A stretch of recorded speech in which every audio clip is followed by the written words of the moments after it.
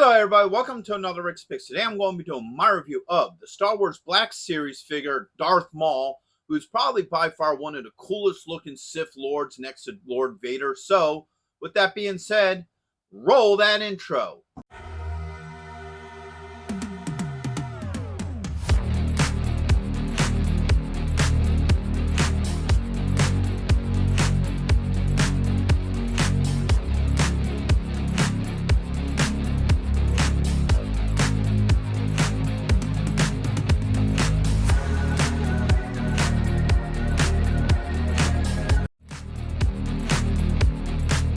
So here he is in packaging. You got your standard Black Series packaging here. So you got Star Wars Black Series, his name, Hasbro, your choking hazards and age restriction, and what movie he's from. And then, of course, you got this window where you can see him and his lightsaber. Come around to this side. Not a whole lot going on this side. Come around to the back here. You got some nice art, a little bit about him and your legal. Come around here. Got the same art as you did on the back, but a little bit longer. And I do like this art. It looks pretty cool. Okay, we're going back around here. Nothing going on the top. And underneath you got your legal and skew. So, with that being said, let's open him up and see what he's about.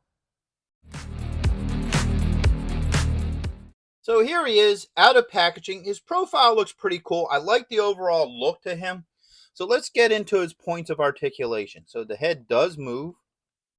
You get a shoulder joint with a swivel. You get an elbow joint with a wrist joint. All right. You do have a joint here at the torso. All right. Hopefully you don't come apart there. And then you have a thigh joint. There's a swivel in there as well. You got the knee joint. And you do have the ankle joint. All right. So now let's get all of him down.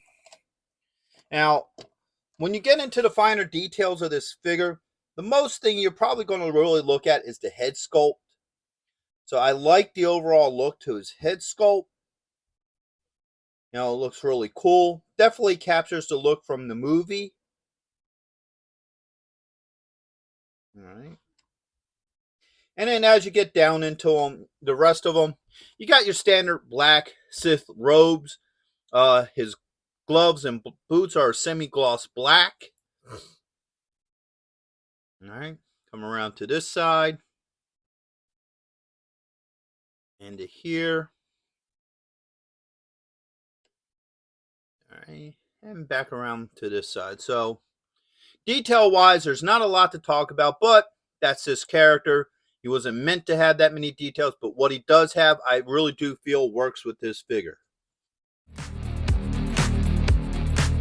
Now let's take a look at his accessories. So he only comes with one, and that's his iconic double-edged lightsaber. The blades do come out. So you got one and two. So the blades come out, and you can also split it into two pieces. So you have the dual lightsabers. All right. And that's all he came with. I kind of wish he would have came with more.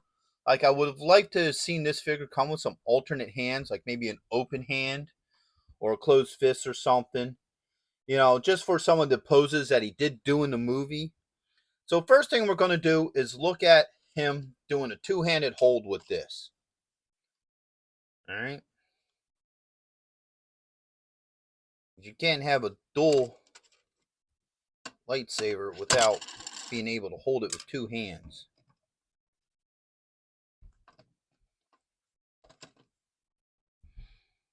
All right.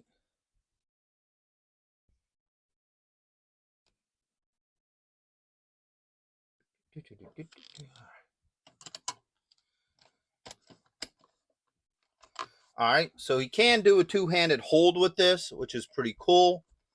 And obviously, you won't do it now. You could split them. So, you know, I just twisted the arms around. I mean, you can put them the right way. So if you want them to hold it like this, You can. Here, let's just do it right.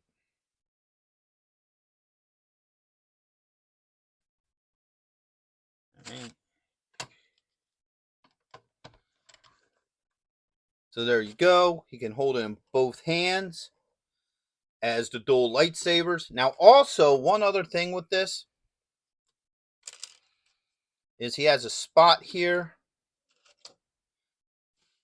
Put these back together, take the blades off.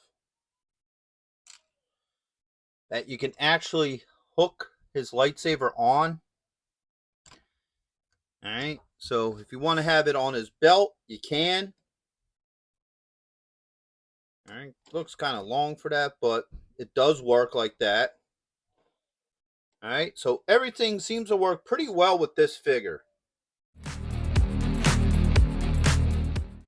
All right, so let me get into my final thoughts with him. So first off, all his joints move very well. No issues there with him. The lightsaber works very well. Everything comes apart good. It fits all good in his hands. And I do like the overall look to him. He definitely captures the look from the Phantom Menace and what have you. Now, the one disappointment I do have with this figure is I feel like he should have came with some alternate hands, like maybe an open hand or something, or, you know, a come to me cut type thing, you know, just some sort of alternate hand, especially because everybody likes him in this position like this, where he has a lightsaber behind him and the other hand forward. So I think it would have been nice if he would have had a swappable hands. But other than that, I like the figure. So would I recommend him? Yes, I would. Anybody who's a Darth Maul fan, I would highly recommend this figure to you.